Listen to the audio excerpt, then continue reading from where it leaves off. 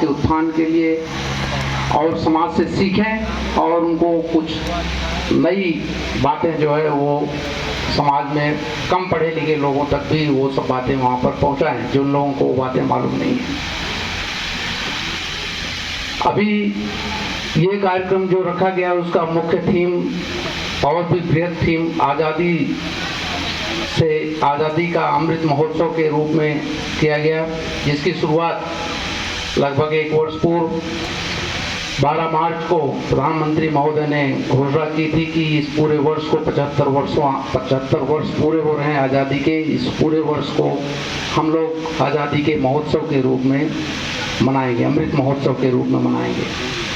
अमृत महोत्सव को मनाने का अगर देखेंगे यहाँ पर हमें लग रहा है कि कोई भी व्यक्ति जो है वो ऐसा नहीं होगा जो आज़ादी से पूर्व पैदा हुआ है, कोई दिख नहीं रहा है मुझे। 75 वर्ष पूरे हो चुके हैं। कोई भी घटना जो है वो परिवर्तन का रूप लेती है तो उसमें कम से कम 2-3 पीढ़ी जो है वो 2-3 पीढ़ी बाद वो घटनाएं बदल जाती हैं, भूल जाता है। तो जो लोग आज़ादी के समय जन्म लिए थे, आज़ादी से पूर्व, वो लोग आज हमारे बीच नहीं हैं या बहुत कम लोग हैं, और जो आज़ादी के बाद जन्म लिए उन्हें वो आज़ादी की वो कीमत जो है लोगों को पता नहीं है। आज़ादी का तात्पर्य केवल राजनीतिक आज़ादी से नहीं है, आज़ादी का तात्पर्य स्वच्छंदता भी नहीं है। आज़ादी अपने साथ एक बहुत बड़ी जिम्मेदारी लेकर के आती है। चाहे स्वतंत्रता का प्रथम संग्राम 1857 का हो, और चाहे उसके बाद आप देखेंगे महात्मा गांधी जी वापस आए फर्स्ट वर्ल्ड वॉर के समय, उस समय से जो है फिर 1918 में और समय में आकर के उन्होंने फिर आंदोलन शुरू किया देश की आज़ादी के लिए। देश की स्थिति को देख करके वो देश को आज़ाद कराने के लिए उन्होंने आंदोलन शुरू किया।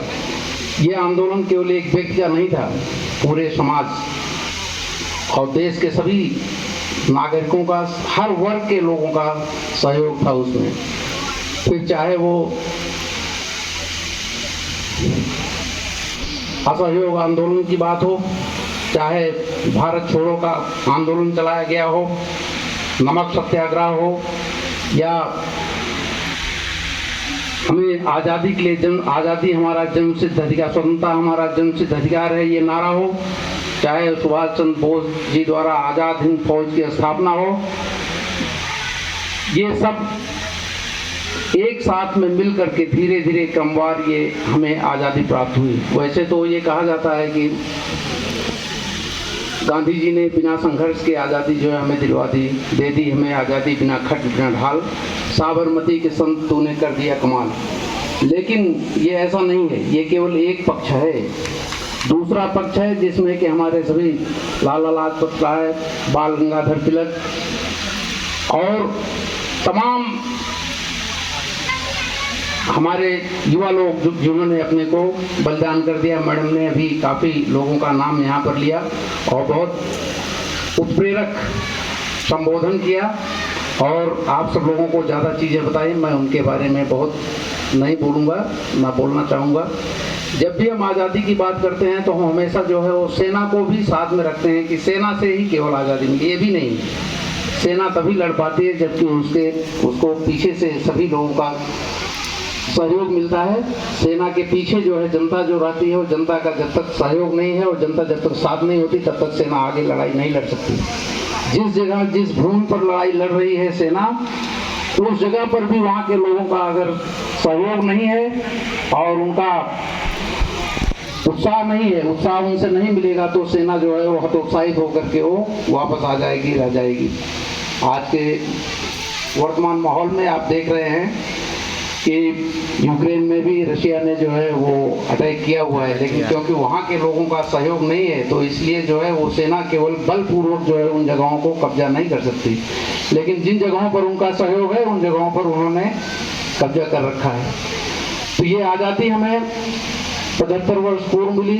75वें वर्ष के पूर्व 15 अगस्त 2022 से 75 सप्ताह पूर्व इसकी घोषणा करके प्रधानमंत्री महोदय ने लोगों के मन में आज़ादी के प्रति जो भूलता हुआ एक चेहरा था, जो केवल हम 15 अगस्त और 26 जनवरी को साल में 2 बार मनाते थे, उसको भूल करके आगे बढ़ने के लिए उन्होंने, जिससे सबको ये याद रहे, और जब तक हमें याद नहीं रहेगा और हम उसके लिए संघर्ष नहीं करेंगे, उसके महत्व को जानेंगे नहीं, तब तक हम इस आज़ादी की सुरक्षा नहीं कर सकते।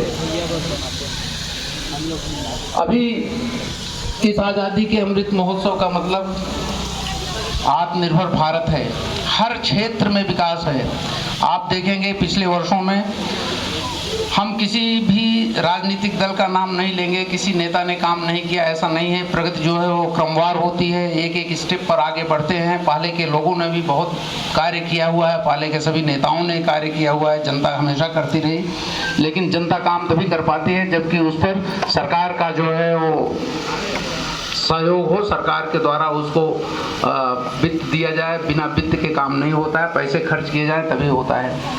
वर्तमान सरकार ने, केंद्र सरकार ने स्वच्छता का आंदोलन हो, चाहे योगा दिवस मनाकर स्वास्थ्य के बारे में लोगों को अवगत कराना है, चाहे आत्मनिर्भर भारत के रूप में आप टेक्नोलॉजी के रूप में देख लें, खेल कूद के रूप में आप देख लीजिए, कूटनीति के रूप में आप देखेंगे देश को कितना आगे गया हुआ है। आज ही अभी मैं सवेरे ही, आप लोगों ने भी व्हाट्सएप पर देखा होगा, हमने भी टीवी पर भी देखा और व्हाट्सएप पर भी देखा कि भारत का आज वो स्वतंत्र रुख है जिसे कि जो है पूरा विश्व जो है उसे रिकॉग्नाइज कर रहा है। आज की डेट में जहाँ पर दोनों तरफ से एक रूस समर्थित सरकार है और देश हैं, और दूसरा जो है अमेरिका समर्थित जितने देश हैं सब आमने सामने हैं, लेकिन भारत ने अपना निष्पक्ष रुख अपना जो है बनाए हुए रखा हुआ है। और देखा हमने कि वहाँ पर हमारे प्रधानमंत्री महोदय ने लोगों से बात की और बात करके राष्ट्रपति पुतिन से बात किया और बोला, और जेलेंस्की से भी बात किया, राष्ट्रपति यूक्रेन के राष्ट्रपति जो है, दोनों लोगों से बात किया और बोला कि हमारे भारतीय नागरिकों और भारतीय छात्रों के ऊपर किसी प्रकार का जो है कोई नुकसान नहीं होना चाहिए। और उनसे आश्वासन दिया कि अगर वो भारत का झंडा लेकर के वो लोग निकलेंगे तो उनके ऊपर कोई हमला नहीं होगा। और अभी आते आते समय तक मैं टीवी पर देख रहा था, कार्यालय में बैठे बैठे ही, कि हमारे लोग जो है वो सभी बॉर्डर पर, चारों देशों, पोलैंड, रोमानिया, जो जो बॉर्डर से लगे हुए देश हैं, सभी जगहों पर वो सुरक्षित बॉर्डर क्रॉस कर रहे हैं और उनके ऊपर कोई हमला नहीं हो रहा है।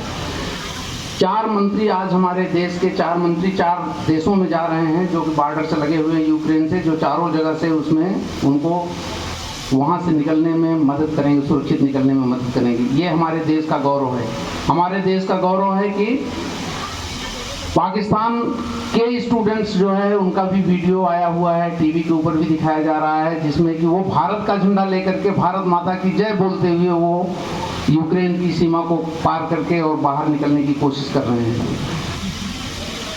और उसके बावजूद भी वहाँ पहुँच करके भी उनकी बहुत छानबीन हो रही है और सर्चिंग हो रही है, जबकि हमारे देश के नागरिकों को स्वतंत्रता से आने जाने के लिए जो है सीमाओं पर दिया गया है। ये हमारे आज देश का गौरव महत्व है, हमारे देश का ये स्टैंड है। हम सब लोग इस चीज़ से जो है गौरवान्वित होते हैं। पहले हम जो है ज़्यादातर हमारे पास खाने के लिए भी अनाज पैदा नहीं होता था, इसलिए हम लोग काफ़ी गरीबी में रहे। उस समय हमारे देश के जो नेता थे उन लोगों ने भी बड़े पहले अपने आप को आत्मनिर्भर बनाने के लिए हरित क्रांति का एक आयोजन किया। एक तरफ पहले अपने लोगों का पेट भरने के लिए अनाज पैदा करने का एक आह्वान किया कि बिना खाए हुए जो है वो कोई काम हो नहीं सकता। तो हम आज आत्मनिर्भर हैं, अन्य के क्षेत्र में आत्मनिर्भर हैं।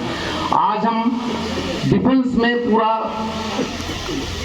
चीज़ों को मैन्युफैक्चर कर रहे हैं। डिफेंस के इक्विपमेंट्स जितने हैं हम अपने आप बना रहे हैं। तोप है, चाहे वो पनडुब्बी हो और चाहे जो कुछ भी चीज़ें हमें बाहर से लेने के बजाय हम स्वयं बना रहे हैं। आज जो है हमारे यहाँ आप देखेंगे इस तरह की विकास की जो एक सीरीज चल रही है हर क्षेत्र में, रोड में आप देखें रोड बन रहे हैं, आप हवाई अड्डे बन रहे हैं, सब जगह पर विमान हमारे पास जो है अच्छे से अच्छे ताकतवर, क्योंकि जब तक आप पास सैन्य शक्ति नहीं है तब तक जो है हम अपने सीमाओं की सुरक्षा नहीं कर सकते और हमारी सभी इच्छाएं जो है प्रगति की जो हमारे स्टेप्स हैं वो हमारे पूरे नहीं हो सकते हैं। तो इस आज़ादी के अमृत महोत्सव के अवसर पर लोगों को जागरूक करना, लोगों को बताना कि लोग जो है ये हमारे आज़ादी की क्या कीमत है और कैसे इसको सुरक्षित किया जाए। आज़ादी केवल लड़ाई लड़ने से नहीं है, आज़ादी जो है आत्मनिर्भर बनने से है। हर कोई जिस जिस क्षेत्र में कुशल है, एक्सपर्ट है, वो उस क्षेत्र में जो है अपना अपना योगदान दे। हर नागरिक जो है ईमानदारी से अपना कार्य करे और ठीक ढंग से देश के लिए करे, अपने व्यक्ति से ऊपर उठ करके समाज के लिए और समाज से ऊपर होकर के राष्ट्र के लिए कार्य करे, तो राष्ट्र अपने आप आगे बढ़ जाएगा। आज का माहौल जो है वो बहुत ही, राजनीतिक माहौल जो है वो काफ़ी सकारात्मक है।